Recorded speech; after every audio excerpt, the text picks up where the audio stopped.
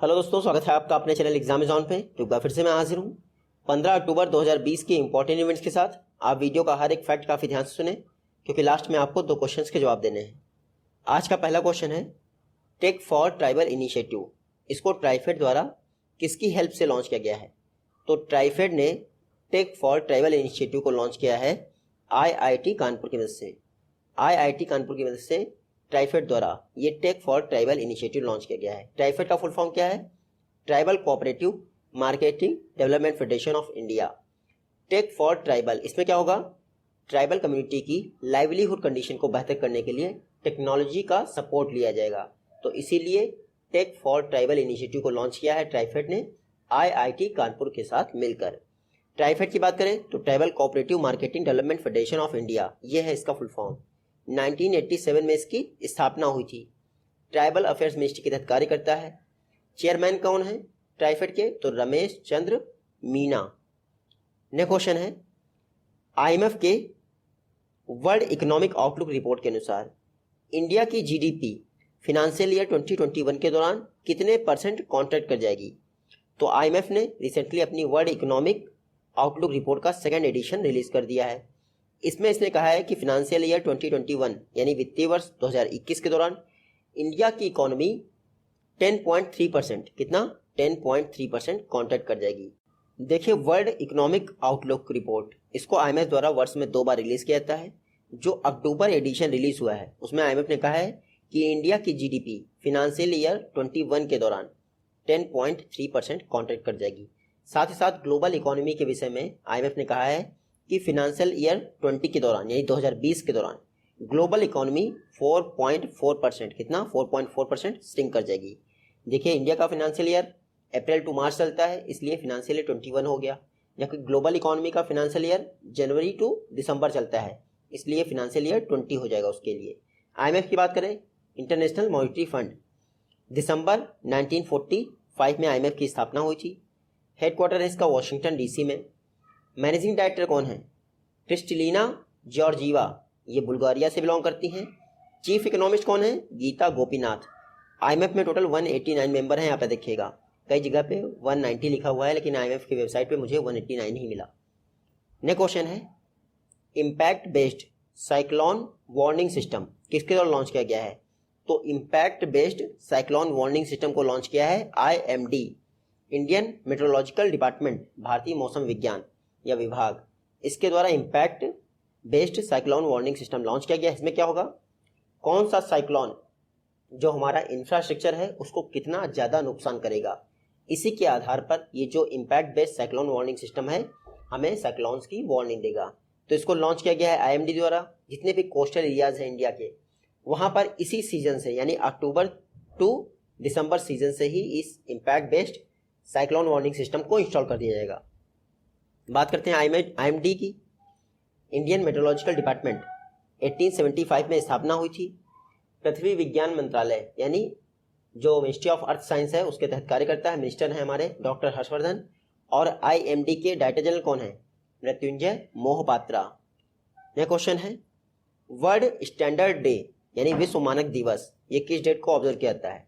तो world standard day मनाया जाता है हमारा 14 अक्टूबर। प्रत्येक वर्ष 14 अक्टूबर को वर्ल्ड स्टैंडर्ड डे मनाया जाता है। इस बार के वर्ल्ड स्टैंडर्ड डे का थीम क्या है? Protecting the planet with standards. क्या है? Protecting the planet with standards. Next question है एस क्रेडिट कार्ड को किसके द्वारा गूगल पे और वीज़ा के साथ मिलकर ज्वाइंटली लॉन्च किया गया है? तो एस क्रेडिट कार्ड इसको लॉन्च किया गया है एक्सिस बैंक, ये है एक्सिस बैंक, इसी के द्वारा axis S credit card launch किया गया है गूगल पे और वीज़ा के साथ मिलकर। देखिए, जो एस क्रेडिट कार्ड है एक्सिस बैंक का, ये वर्चुअल तरीके से कार्य करेगा, यानी आपके मोबाइल में इंस्टॉल्ड होगा। आप ATM पे जाइए और अपना पैसा निकाल सकते हैं, साथ ही साथ अपना पेमेंट कर सकते हैं कहीं पे जाके POS टर्मिनल पे। तो एक्सिस एस क्रेडिट कार्ड को गूगल पे और वीज़ा के साथ मिलकर एक्सिस बैंक ने लॉन्च कर दिया है। ये जो एक्सिस बैंक का वीज़ा सिग्नेचर प्लेटफॉर्म है उसी पर रन करेगा।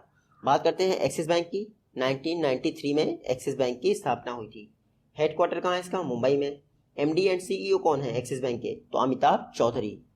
नेक्स्ट क्वेश्चन है RBI गाइडलाइंस के अनुसार स्मॉल बिजनेसेस के लिए नई maximum aggregate retail exposure limit क्या होगी?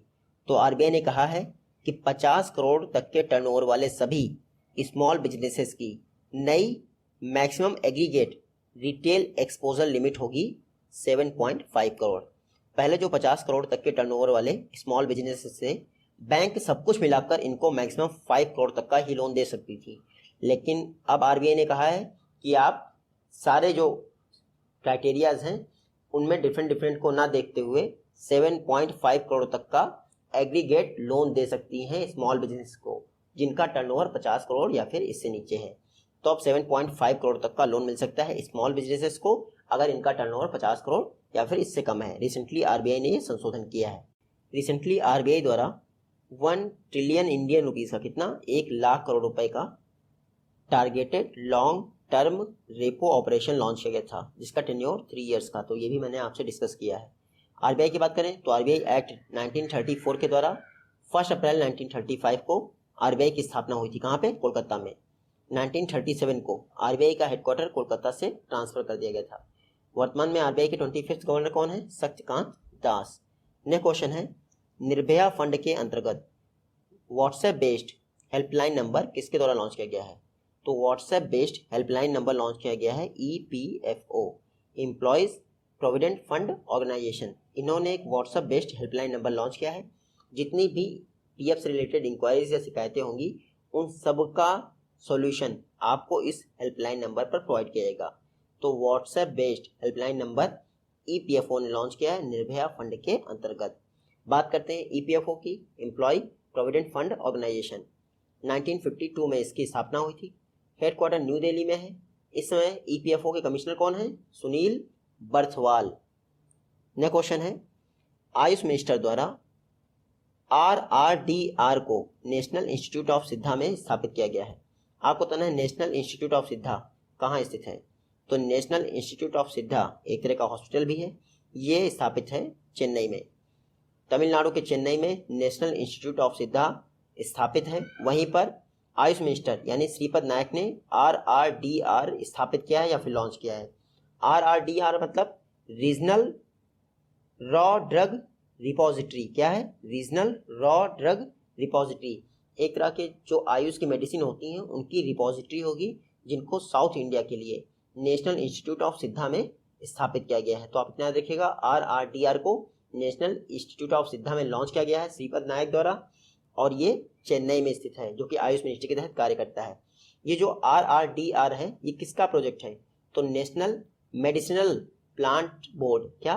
नेशनल मेडिसिनल प्लांट्स बोर्ड का इनिशिएटिव है RRDR, regional raw drug repository. और ये जो नेशनल मेडिसिनल प्लांट बोर्ड है ये आयुष मिनिस्ट्री के तहत कार्य करता है। आयुष का फुल फॉर्म आप यहाँ से देख लीजिएगा, कई एग्जाम में पूछ लेते हैं। नेक्स्ट क्वेश्चन है, सुरक्षा कवच जो कि एक एंटी टेररिज्म एक्सरसाइज है, इसको किस स्टेट में कंडक्ट किया गया है? तो रिसेंटली सुरक्षा कवच को कंडक्ट किया गया है महाराष्ट्र में। महाराष्ट्र का जो पुणे है, पुणे में ही ये सुरक्षा कवच एंटी टेररिज्म एक्सरसाइज को कंडक्ट किया गया है इंडियन आर्मी और महाराष्ट्र की पुलिस द्वारा कंबाइंड रूप से। आर्मी की जो अग्निबाज, क्या अग्निबाज करके एक डिवीजन है, उसके द्वारा महाराष्ट्र पुलिस के साथ ये एंटी टेररिस्ट सुरक्षा कवच एक्सरसाइज कंडक्ट की गई है। इंडियन आर्मी का नाम आया है तो मैं बता दूं, इस समय जो 28th आर्मी चीफ हैं MM नरवणे, मनोज मुकुंद नरवणे, 2 दिन पहले ये म्यांमार की यात्रा पे गए थे, उसके बाद ये नेपाल की यात्रा पे भी गए। तो आप ये जरूर याद रखिएगा। नेक्स्ट क्वेश्चन है, फेमस पर्सनालिटीज रिसेंटली इनका निधन हो गया। पहली कौन है? कौमुदी मुंशी। ये देखिए, ये हैं कौमुदी मुंशी जी। इनको नाइटिंगेल ऑफ गुजरात कहते थे, यानी ये बहुत बड़ी संगीतज्ञ थी, गाना गाया करती थी। तो Nightingale of Gujarat Kaumudi Munshi, recently इनका निधन हो गया। दूसरे कौन है? दूसरे हैं CM चांग।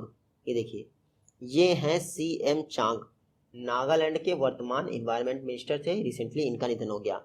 तो आप दोनों का नाम याद रखिएगा, नाइटिंगेल ऑफ गुजरात कौमुदी मुंशी का निधन हो गया और नागालैंड के इन्वायरमेंट मिनिस्टर CM चांग का निधन हो गया। नेक्स्ट क्वेश्चन है, स्कूलों में इनोवेशन को प्रमोट करने के लिए एम अटल इनोवेशन मिशन यानी नीति आयोग ने किसके साथ पार्टनरशिप की है? तो अटल इनोवेशन मिशन ने CGI इंडिया के साथ पार्टनरशिप की है ताकि स्कूलों में इनोवेशन को प्रमोट किया जा सके। CGI मतलब देखिए कैनेडियन ग्लोबल इंफॉर्मेशन टेक्नोलॉजी करके एक फर्म है, उसी के द्वारा अटल इनोवेशन मिशन के साथ पार्टनरशिप की गई है। इसमें क्या होगा, जो अटल टिंकरिंग लैब होती हैं स्कूलों में अटल इनोवेशन मिशन के अंतर्गत रन की जा रही हैं, जो कि नीति आयोग का फ्लैगशिप प्रोग्राम है, उसी के द्वारा ये स्कूलों में इनोवेशन को प्रमोट किया जाएगा। तो आप देखिएगा रिसेंटली अटल इनोवेशन मिशन ने CGI इंडिया के साथ पार्टनरशिप की है, ताकि अटल टिंकरिंग के लैब के द्वारा स्कूलों में इनोवेशन को प्रमोट किया सके। नेक्स्ट क्वेश्चन देखते हैं।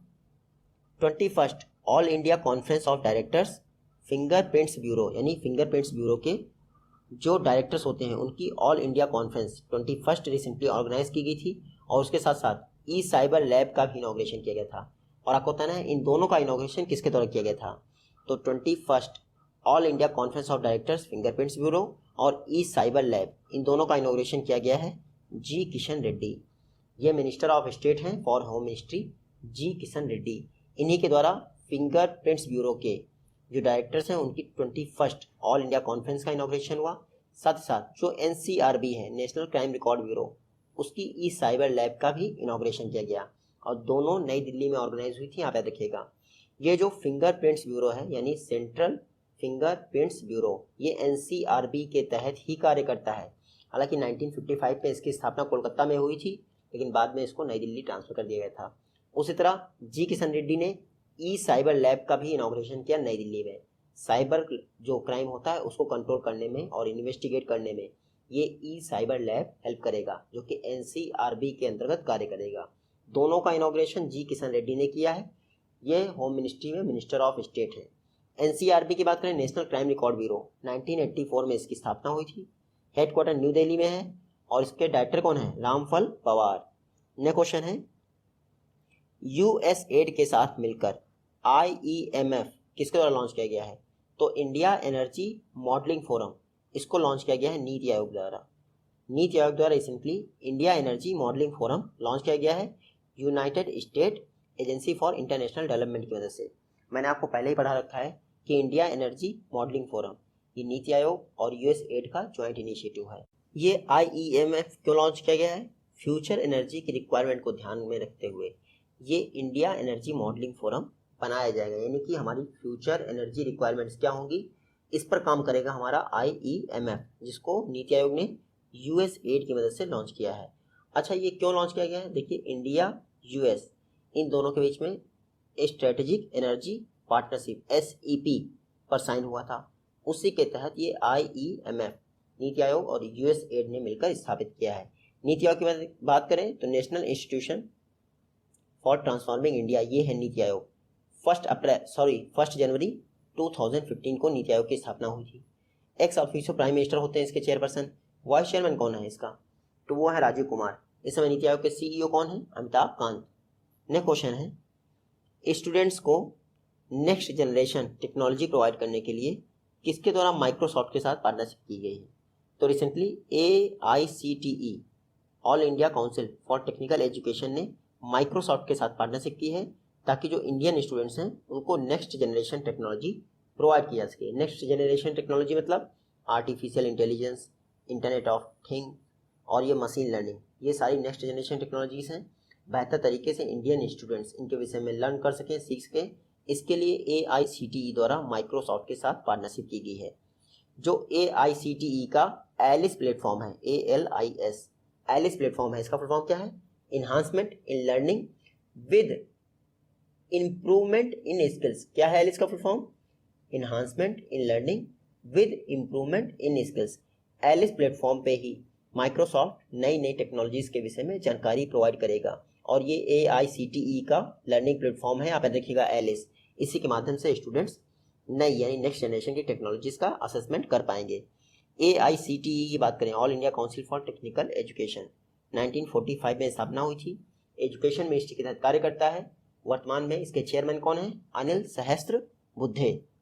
नेक्स्ट क्वेश्चन है, डिजिटल पेमेंट को बूस्ट करने के लिए किसके द्वारा अमेजॉन पे के साथ पार्टनरशिप की गई है। तो रिसेंटली उबेर द्वारा अमेजॉन पे के साथ पार्टनरशिप की गई है। इसमें क्या होगा, कैश ट्रांजेक्शन इसको डाइल्यूट किया जाएगा, यानी कि जो लोग भी उबेर की राइड करेंगे आप वो अमेजॉन पे के माध्यम से भी पेमेंट कर सकते हैं। तो रिसेंटली उबेर और अमेजॉन पे ने पार्टनरशिप की है ताकि जो राइडर्स हैं टैक्सी के वो ऑनलाइन तरीके से पेमेंट कर सकें। आपका उबेर की बात करें तो 2009 में उबेर की स्थापना हुई थी। हेडक्वार्टर इसका कैलिफोर्निया में है। कैलिफोर्निया को वर्ल्ड की सिलिकॉन वैली कहते हैं। उबेर के सीईओ कौन है? दारा खोसरोव शाही। क्या? दारा खोसरोव शाही, ये है उबेर के सीईओ।